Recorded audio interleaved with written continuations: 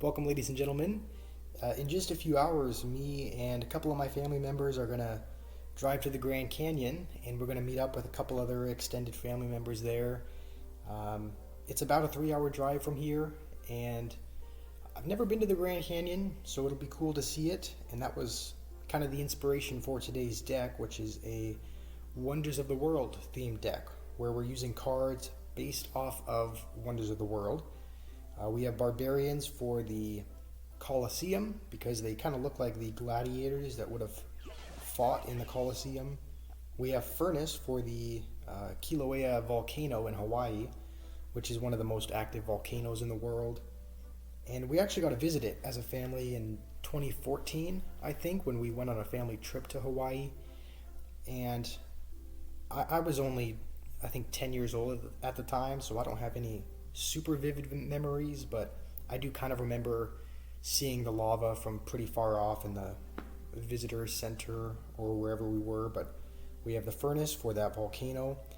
Phoenix is there for the Grand Canyon because the Grand Canyon is in Arizona and Phoenix is also in Arizona. We have the log for the pyramids of Giza because the spikes look like little baby pyramids. Tombstone is there for the mausoleum, which was a fancy tomb that was built for, I think, a Persian ruler, and it ended up getting destroyed. But I think the ruins are still there, and people can still go and see it. Wall breakers are there for the Great Wall of China. Gollum is there for Stonehenge because both are made out of stone. Gollum could also work for like Mount Rushmore or the Easter Island heads, but I think Stonehenge was actually considered one of the wonders of the world.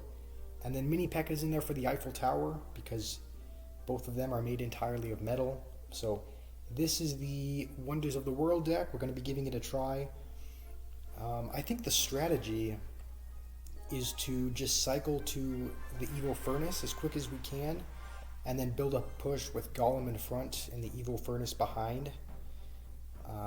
And then maybe we can get a Mini Pekka in there as well. We can kind of pressure with wall breakers, but that's really our only, I think, low elixir pressure card. And this is a good opportunity to go Furnace, and we can just go Mini Pekka on the... Okay. We're actually going to go with a defensive Tombstone as well for the Bandit, and then we'll go Barbs on here. And that should be a decent job of stopping that. This is kind of a weird deck he's playing. I haven't actually seen Princess, Bandit, Expo. It's kind of a interesting combination of cards, but we'll just log this to get it off the map.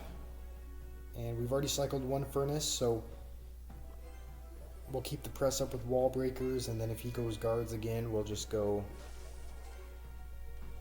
with another Furnace. We might as well go with it anyway. And then we don't actually have a really heavy card to put in front of it, so that's going to lock onto the Furnace, which is not ideal. But now that that's targeting the Tombstone, we can hopefully take this out. And we'll take a little bit of damage there, but that could have been worse. The good news is we do have Gollum, so when he plays his next one, we should be able to play that. And then we can probably go with an Evo Furnace behind, because now we have that in cycle.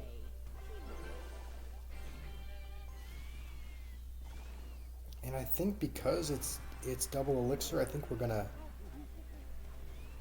do that, because he's gonna want to go with an Expo here. We'll put it up front just so that it can lock on to the Gollum, and then we might as well go Barbs here just to take that bowler out, not let it do too much damage to our Gollum. We'll take that log value just because there's a lot there, and we'll go Wall Breaker's other lane just because he's spending a lot to defend over there, so we'll kind of force him to maybe use a zap or just take the damage there. And that is not bad. We should take the tower there, so as long as we can defend, we should be good. I probably want to go Expo, so we'll just Golem up here, and we should win the game here. All right, that's not bad. That worked out a little bit better than I thought it would. There is some synergy there with kind of the beatdown style and being able to have the Evo Furnace behind. So, hope you guys enjoy the Wonders of the World deck. By the time you see this, I'll probably be at the Grand Canyon because it's not going to be a super long trip. We're going to be going up tonight. We're going to be driving there. It's a few hours of a drive. We'll just spend tomorrow there and then drive back tomorrow night. So it'll just kind of be a day. But I'll probably upload this tomorrow in the middle of the day. So by the time you see this, that's probably where I'll be. But hope you guys have a wonderful day and a wonderful weekend as we're coming up to that. And I'll see you all soon.